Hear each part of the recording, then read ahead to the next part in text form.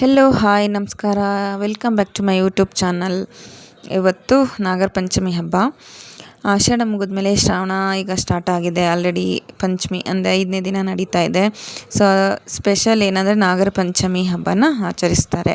ಇವತ್ತು ನಾಗದೇವತೆಗಳಿಗೆ ಪೂಜಿಸೋದು, ಹಾಗೆ ದೇವಸ್ಥಾನ ಹುತ್ತಗಳಿಗೆ ನಾಗರಕಲ್ಲಿಗೆ ಪೂಜೆ ಮಾಡಿ ಹಾಲೆರೆಯೋದು ವಿಶೇಷ ಆಗಿರುತ್ತೆ. ಹಾಗೆ ಅಣ್ಣ ತಂಗಿ ಇಬ್ಬರು ಸೇರಿ ಹಬ್ಬ ಆಚರಿಸೋದು ವಿಶೇಷ. ಇದು ಹಬ್ಬ ಕೆಲವು ಕಡೆ ತುಂಬ ಚೆನ್ನಾಗಿ ಆಚರಿಸ್ತಾರೆ. ಈ ಹಬ್ಬ ಆದಮೇಲೆ ನೆಕ್ಸ್ಟ್ ಹಬ್ಬಗಳು ಶುರು ಆಗುತ್ತೆ. ಅಂದರೆ ವರಮಹಾಲಕ್ಷ್ಮಿ, ರಕ್ಷಾಬಂಧನ, ಕೃಷ್ಣ ಜನ್ಮಾಷ್ಟಮಿ, ಗಣೇಶ, ದಸರಾ ಹಬ್ಬ, ದೀಪಾವಳಿ, ಹೀಗೆ ಸಾಲು ಸಾಲು ಹಬ್ಬಗಳು ಶುರು ಆಗುತ್ತೆ. ಇವತ್ತು ನಾನು ಸಿಂಪಲ್ಲಾಗಿ ನಾವು ಇಲ್ಲಿ ನಾಗರ ಪಂಚಮಿನ ಮಾಡ್ಕೊಳ್ತಾ ಇದ್ದೀನಿ. ಎಲ್ಲ ಎದ್ದು ಬೆಳಗ್ಗೆ 4 ಗಂಟೆಗೆ ಎದ್ದಿದ್ದು, 4 ಗಂಟೆಗೆ ಎದ್ದು ಎಲ್ಲ ರೆಡಿ ಮಾಡಿಕೊಂಡು ಪೂಜೆಗೆ ಮತ್ತು ಅಡುಗೆಗೆಲ್ಲ ಮಾಡ್ತಾಯಿದ್ದೀನಿ. ಸೊ ರಂಗೋಲಿ ಎಲ್ಲ ಬಿಟ್ಟು ಬಾಗಿಲಿಗೆ ಮೇನ್ ಡೋರಿಗೆ ನಾನು ಸ್ವಸ್ತಿಕ್ನ ಬಿಡಿಸ್ತಾ ಇದ್ದೀನಿ. ಸ್ವಸ್ತಿಕ್ ಏಕೆ ಅಂದರೆ ಮೇನ್ ಡೋರಿಗೆ ಬಿಡಿಸಿದ್ರೆ ಇದು ನೆಗೆಟಿವಿಟಿ ಏನಿದ್ರೂ ಒಳಗೆ ಬರೋಕ್ಕೆ ಆಗೋದಿಲ್ಲ. ಸೊ ಪಾಸಿಟಿವ್ ಇರುತ್ತೆ, ಸುಖ ಶಾಂತಿ ಸಮೃದ್ಧಿ ನೆಲೆಸಿರುತ್ತೆ ಮನೆಯಲ್ಲಿ ಅಂತ ನಂಬಿಕೆ ಇದೆ. ಹಾಗಾಗಿ ನಾನು ಕೂಡ ಈ ಪ್ರತಿದಿನ ಮಾಡ್ಕೊಂಬರ್ತಾಯಿದ್ದೀನಿ. ಅಮಾವಾಸ್ಯೆಗಳ ದಿನ ಇದನ್ನು ಬರೆದ್ರೆ ತುಂಬ ಒಳ್ಳೆಯದು. ನಾನಿವತ್ತು ಹಬ್ಬ ಈ ಆಷಾಢ ಆದಮೇಲೆ ಶ್ರಾವಣ ಶುರು ಆಗ್ತಾ ಇರೋದ್ರಿಂದ ಹಬ್ಬದಲ್ಲಿ ಬರೆದ್ರೆ ಎಲ್ಲ ಕೆಡುಕುಗಳು ದೂರ ಆಗಲಿ, ಮನೆಯೊಳಗೆ ಲಕ್ಷ್ಮಿ ನೆಲೆಸಲಿ ಅಂತ ನಾನು ಇದನ್ನು ನಡೆಸ್ಕೊಂಡು ಬರ್ತಿದ್ದೀನಿ. ಹಾಗೆ ನಾವು ಬೆಂಗಳೂರಲ್ಲಿ ಇರೋದ್ರಿಂದ ನಾವು ಹಬ್ಬನ ಸಿಂಪಲ್ಲಾಗಿ ಮಾಡ್ತಾಯಿದ್ದೀವಿ. ಬಿಕಾಸ್ ಊರಲ್ಲಿ ಅತ್ತೆ ಮಾವ, ನಮ್ಮ ಅಕ್ಕ ಭಾವ ಎಲ್ಲ ಇರೋದು, ಅಲ್ಲಿ ದೇವ್ರುಗಳೆಲ್ಲ ಅಲ್ಲೇ ಇರೋದು. ಅವರು ತುಂಬ ಚೆನ್ನಾಗಿ ಹಬ್ಬ ಮಾಡ್ತಾರೆ. ಯಾಕಂದರೆ ಸಂಪ್ರದಾಯ ನೀತಿ ನಿಯಮ ಏನಿದೆಯೋ ಎಲ್ಲ ಅಲ್ಲಿ ಮಾಡಬೇಕು. ಗೋಡೆ ಮೇಲೆಲ್ಲ ನಾಗಪ್ಪ ಚಿತ್ರನೆಲ್ಲ ಬಿಡಿಸಿ ಉಪವಾಸ ಇದ್ದು, ಅದು ನೀತಿ ನಿಯಮ ತುಂಬ ಇದೆ, ಹೇಗೆ ಮಾಡಬೇಕು ಅದನ್ನೆಲ್ಲ ಹಾಗೆ ಅಲ್ಲಿ ಮಾಡೋಕ್ಕಾಗತ್ತೆ. ಸೊ ಇಲ್ಲಿ ಅದನ್ನೆಲ್ಲ ನಾವು ಬರೆಯೋಕ್ಕಾಗಲ್ಲ, ನಾಗಪ್ಪಂಗೆ ಮಾಡೋಕ್ಕಾಗಲ್ಲ.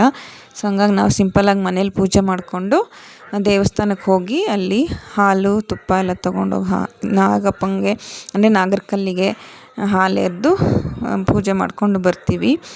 ಹಾಗಾಗಿ ಸಿಂಪಲ್ಲಾಗಿ ನಾವು ಇಲ್ಲಿ ಆಚರಿಸ್ತೀವಿ. ಅಂದರೆ ಅದು ಮಾಡೋಕ್ಕಾಗಿಲ್ಲ ಅಂದರೆ ತುಂಬ ಏನು ಮಕ್ಕಳು ಫ್ಯೂಚರ್ಗೆ ಏನೂ ಕಲಿಯೋಕ್ಕೆ ಸಿಗೋದಿಲ್ಲ ಅವರಿಗೆ.